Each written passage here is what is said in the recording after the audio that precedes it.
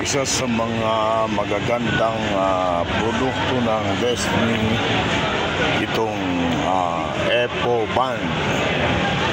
Kung kayo ay mag-re-retapping para hindi kumapak, gamitan nyo lang yan, Epo Band Concrete Epoxy Binder. Napakatibay yun yan. Yan. Yung ibang mga contractors, ginagamit nila to sa mga halimbawa yung konkreto is bako-bako o kaya lubog. Pwede mo po yan kung magre-retapping ka. Yan, kapit din siya sa from concrete to steel. Yan po siya. Yan po ay Epo Band. Meron din tayong Epo Line, ang lining. Yan, lead free. Nakalagay dyan, lead free. Sa mga water tank, pwede pong ipahid yan sa loob. Magkongkreto at saka ayan yung mga steel tank.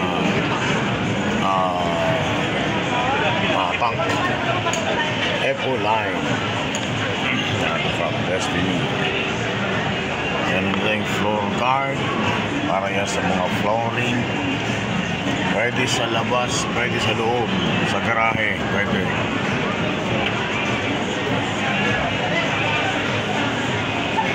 Ito po yung aming boat dito sa SMX. Katabi siya ng Kruto, katabi ng Sado Line.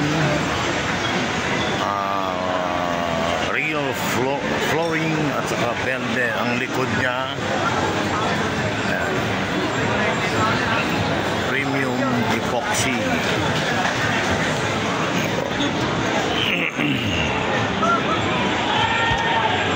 Isa sa mga ay pagdating nung may susi. Oo. Wala pa yung anak ni San Pedro eh. May hawak na niya. Ito yung aming floor coatings. Ay, swimming pool paint. Kompletong sistema lang po. Ang first coating, the best. Pirma mo to? Pinirmahan pa nga. Yan. Kung gagawa kayo ng swimming pool paint at di na kayo magta-tiles, ang gagawin natin, first coat natin, yan na puti na yan. Ito siya, Destiny Epo Prime Epoxy. Ganito po yung katibay. Kayang buhatin yung hollow block. Hindi namin produkto yung hollow blocks Ang product namin dito, itong paint, kayang i-carry itong bigat na to. Ayan. The best kasing the best na sa paint, yung primer mo ang importante. Kasi pag ang primer nyo mahina, pati yung top coat mahina. Ayan. Protection na rin yan yung tubig niya.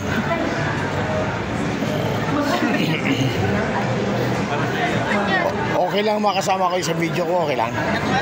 Okay lang ba? Anong school kayo? Ay? Saan yan? Laguna. Los Baños, Tama ba? Sa UP. Uy. Kasi ako, top din ako sa school, tapon. Ito mga matatalino ang kaharap ko eh. Sana mabigyan mo ako ng konting talino. Ayan. Gusto niyong matuto about sa waterproofing? Ayan. Meron kami mga waterproof. Ito yung liquid band. Ang tawag yan, cementitious waterproofing. Hinahaluan sa ng simento. Pero para mas magandang quality ng inyong waterproof, yung puro nito, katulad dito, may laman to. Tingnan natin. Ayan, may laman yan. Buksan natin. Baka matapon Ayan. At ang laman nito, katulad dito. Yan. Ang first coating nyo, kung gagawa kayo sa inyo, no, halimbawa nagkaroon kayo ng project, lagay ng pure niyan. Elastic kasi ito. Anong purpose ng pure? Para yung lahat ng butas ng semento matakpan niya. Kasi waterproofing yan, no? Pag natakpan niya, at least mga 2 to 3 coats, hahaluan mo na to ng semento. Ang isang galon, kahit mga 2.5 kilo ng semento. Ito na ang finished product niya. Makinis. Makinis na. Secured. Sa mga pond lang ito yung sistema. Kung gagawa ka ng swimming pool at hindi ka na magta-tiles, ang gagawin nyo lang naman, ito yung pinakang primer namin. Alin yun? Ito siya. Yan yung pinakang primer. Matibay yan, Nagulat sila noon nung magpahid kami sa Manila Reservoir dito sa may Taguig. Kasi sabi nung engineer kung ilan daw ang kaya ng PSI. Ang sabi naman ng chemist namin, gaano ba katigas ng simento nyo? Kasi pinull out test nila, ang nahulas bato. Ibig sabihin matibay yung paint. So sa swimming pool paint natin, ang unang gagamitin nyo, ito primer, yan ang puti na yan. Second coat, ito ng waterproofing.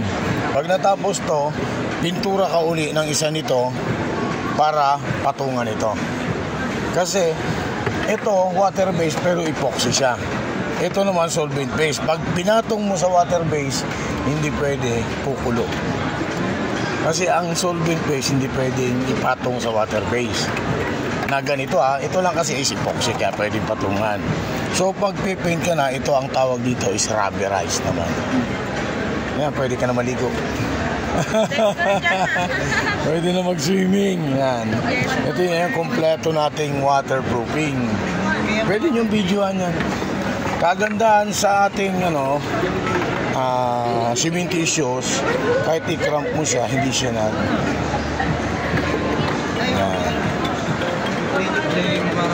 Hindi siya nagano. Ayaw di ba walang tagas kagabi pa yan. Pero may tubig sa loob yan. Marami. Sorry. Pero hindi mo na wala may tagas pa walang tagas, di ba? May magic ako dyan Ayan. Gusto yung hingin? Sige. Giveaways lang isa. Walang laman yan. Ang nilagyan ko lang ito. Na binabad ko kagabi. Yan. May tubig yan makamabasa kayo. Ayan. Pwede mo ipigain. Ayan. May tubig yan. Di ba? Malay mo magkaroon kayo ng sa opisina namin at pwede kayong okay lang, sinama ko sa video, okay lang? Okay lang. Ito. Nagbablog kasi ako Yung paint namin, binablog ko. Okay lang naman, konting kaalaman lang. Okay.